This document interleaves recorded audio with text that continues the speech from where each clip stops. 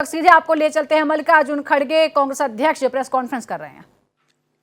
सब देश के नौजवानों को समझाने का, जो आजादी के बाद पैदा हुए, जो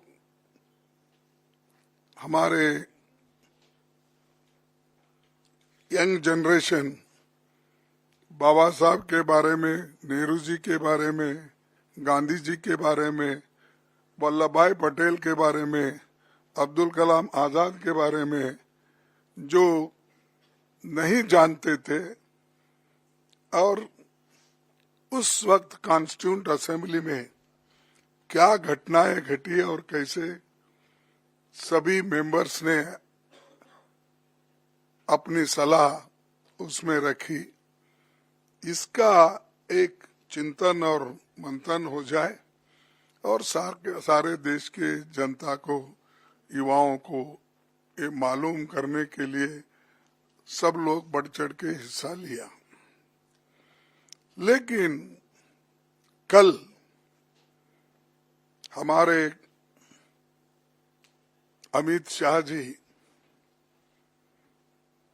एक बात उन्होंने कही जो बहुत ही एक कंडेमेबल है। ये दुर्भाग्य है हमारा देश का कि किसी भी एक दलित नायक को, व्यक्ति को जो पूजनीय है सबके लिए, चाहे दलित होने दो, चाहे इस देश के कोई भी नागरिक हो, उनको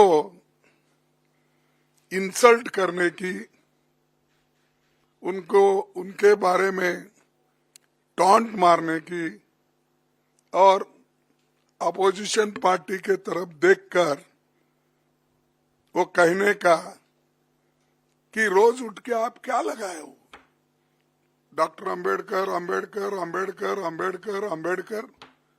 अगर इतना ही नाम भगवान का अगर आप लेते तो आप 7 जन्मों का स्वर्ग उनको आपको प्राप्त होता था। मुझे ये मजबूरन कहना पड़ता है कि ये लोग संविधान को नहीं मानते। स्वर्ग और नर्क की जब बात करते हैं तो ये मनुस्मृति की बात करते हैं। इसमें ही लिखा है कि क्या क्या स्वर्ग है, क्या क्या कौन से जाति कहाँ जाएंगे, क्या पढ़े तो क्या हो जाएंगे। ये मानसिकता मोदी सरकार के कैबिनेट मिनिस्टर्स को और मोदी साहब को भी है, और उसी ढंग से उनके जो गुरु है, जो गोलवलकर गुरु जी या दूसरे जो भी है उनके फाउंडर्स, ये सब लोग, वो लोग भी यही बात बोलते थे। वो उनकी कोई गलती नहीं, जैसे स्कूल में पढ़ते हैं उस स्कूल का नियम उनको पालना पड़ता है, उसीलिए उन्होंने ये पाला। बार बार ये भी कहते हैं कि हमने, कांग्रेस वालों ने इंसल्ट किया अंबेडकर का, तो मैं तो पार्लियामेंट में पूरा बोल दिया हूं किस ढंग से वो कांग्रेस को नीचा दिखाने के लिए, नेहरू जी को नीचा दिखाने के लिए, गांधी फैमिली को नीचा दिखाने के लिए वो बात करते थे। वही बात उसी ढंग पे फिर कल भी उन्होंने किया। लेकिन मुझे ताज्जुब हुआ, जो व्यक्ति ऐसी बातें बोल रहा है और सारे देश में टीवी पे ये बातें लाइव चल रही है, उनको प्रधानमंत्री बुला के टोकने के बजाय, अरे भाई ये ठीक नहीं है, बाबा साहब के बारे में तो हम खूब तारीफ करें, बहुत सी बातें बोले, लेकिन आपने क्यों ऐसा बोला? जिस आइडियोलॉजी को डॉक्टर अंबेडकर नहीं मानते, स्वर्ग या नर्क की बात उन्होंने कभी कही नहीं, वो बातों को लेकर उनके होम मिनिस्टर बात करते हैं। तो मोदी साहब उनको डिफेंड करने के लिए अब 6 ट्वीट उन्होंने किया, 6-7 मुझे मालूम, 6 ट्वीट्स उन्होंने किया। क्या जरूरत थी? अगर आप बाबा साहब के बारे में अगर कोई गलत बोलता है, उसको अपने कैबिनेट से निकाल देना चाहिए था, ये नहीं चलेगा। लेकिन दोनों बड़े गहरे दोस्त हैं, एक दूसरे के पाप को सपोर्ट करते हैं, और इन्हों अगर कोई पाप किए तो वो सपोर्ट करते हैं, उन्हों अगर कोई पाप किए या गलत बोले तो मोदी साहब सपोर्ट करते हैं। तो इसीलिए मैं ये जानना चाहता हूं मोदी जी के ओर से, जो व्यक्ति और जिस संविधान की आप यहां पर जो चर्चा कर रहे हैं, इस ग्रंथ को पवित्र मानकर आप सबको कह रहे हैं, हालांकि ये संविधान उन्होंने कभी इसको सम्मान नहीं दिया।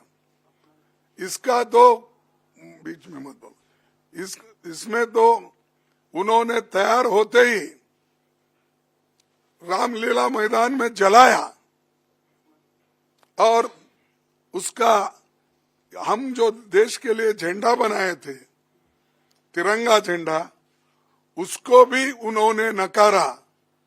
और वो ये चाहते थे, ये संविधान अपना नहीं है, ये संविधान सिर्फ जो मनु के लॉ है, वो संविधान लाइन उस लाइन पे नहीं है, इसीलिए हम इसको मानते नहीं। इसीलिए नेहरू जी का फोटो जलाए, गांधी जी का जलाए, अंबेडकर जी का जलाए, सबकी फोटो जलाए, और तिरंगा झंडा को भी उन्होंने तिरस्कार किया। वही माइंड में है उनका। उसी लिए तो डॉक्टर बाबा साहब अंबेडकर के लिए उन्होंने ये बात की। अगर एक आदमी उनके लिए अगर उसके दिल में श्रद्धा होती, अगर उनके लिए स्वाभिमान अभिमान होता, तो ये बात कभी वो व्यक्ति बोलता नहीं था।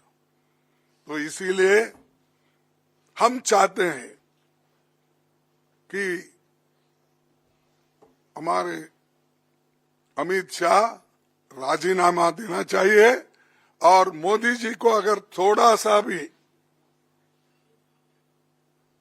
बाबा साहब अंबेडकर के बारे में श्रद्धा है, तो रात के 12 बजे के अंदर वो निकाल देना चाहिए, उनको ड्रॉप कर देना चाहिए, बर्खास्त कर देना चाहिए। तो हमारी डिमांड ये है कि जो व्यक्ति संविधान का शपथ लेके अंदर आता है, मिनिस्टर बनता है, मेंबर बनता है, अगर उस संविधान का अपमान करता है, तो उसमें उसको कैबिनेट में रहने का कोई अधिकार नहीं है।